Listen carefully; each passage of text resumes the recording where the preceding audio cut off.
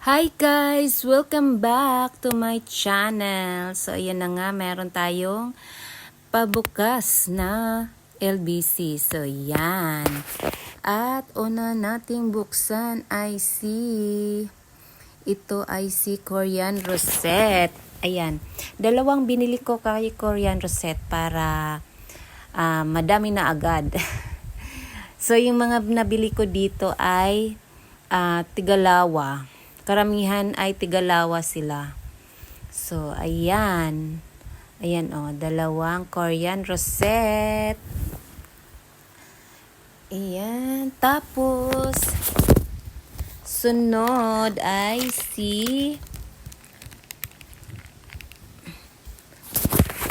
ito ay free lang yan. Ayan, cinnamon ba yan? Oo. Ayan, free lang yan. Pero okay lang yan kasi mukha siyang napipi. Pag itinanim naman na yan ay bubuka na rin yan. So yan. Unang free. At pagkatapos, sunod naman natin buksan ay sino to? Ayan, si Beyonce. Nako, bumili na naman ako kay Beyonce. Hindi ako nabubuhayan kay Beyonce. So mag-try ako uli. At ito naman ay free. Free lang siya, guys. So, yan. Sunod naman ay nakadalawang free na ako. Next. Ito ay si Marfin. Ayan. Si Marfin pala yan. Ayan. And next naman ay sino ba to? Si Tinkerbell. Ayan. Parang magkamukha sila ni Tinkerbell tsaka si Marfin. Ayan So, yung binili ko palang Tinkerbell, guys, ay dalawa din. So, yan. At ito naman ay si Tipi. Yan. Dalawa din ang binili kong Tipi. So, meron na ako niyan dito mga tanim kasi gustong-gusto ko sila. At ito naman ay si Bashful. Dalawa rin binili ko kay Bashful. So, yung Bashful ko dito, lumiit. Ayan. Kaya bumili ako uli. Ito naman ay sino to? Si tiramisu ba yun? Or si cream tea? Ayan. Wala akong tiramisu. Si cream tea meron na, pero yun din, lumiit din siya. Pero nakasurvive naman eh. Ayan. Ito. Ayan si Tinkerbell. Ayan. Dalawang binili ko kay Tinkerbell. Ayan, magkamukha sila ni Marfin. Ayun yung Marfin yung isa. Kala ko tatlong Tinkerbell yun. Marfin pala yung isa. Tapos, sino naman ito? Ayan. Ito si tiramisu. Ayan. Diba ganda ni tiramisu? Malaki pala siya.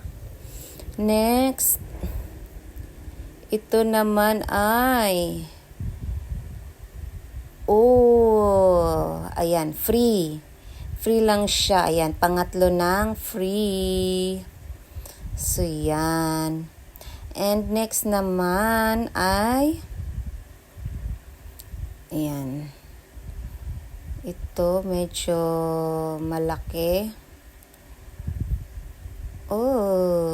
Free din ito. Ayan, wala akong binili ganito. Parang si Mrs. Richard. Ayan. It's for free. Pang-apat na free. Ayan. Maano talaga siya. Magbigay si seller ng free. Super dami. And next ay ito, si Lingua. Ayan. Bumili ako kay Lingua. Yung una kong binili ay sino yun? Kamukha din niya eh. Nakalimutan ko tuloy. At next naman, ayan, pangalawang tipi. So yan, gusto ko rin yan si tipi kaya bumili ako uli. Tapos, next, si Etna pala yung una. Tapos lingwa, ayan. Ayan, pangalawang bashful ko na yun. Ayan. Ito, big. Ay, natanggal ang kanyang dahon. Ito pala ay si Firestorm. Ayan. Medyo, ayan medyo magulo si Firestorm eh.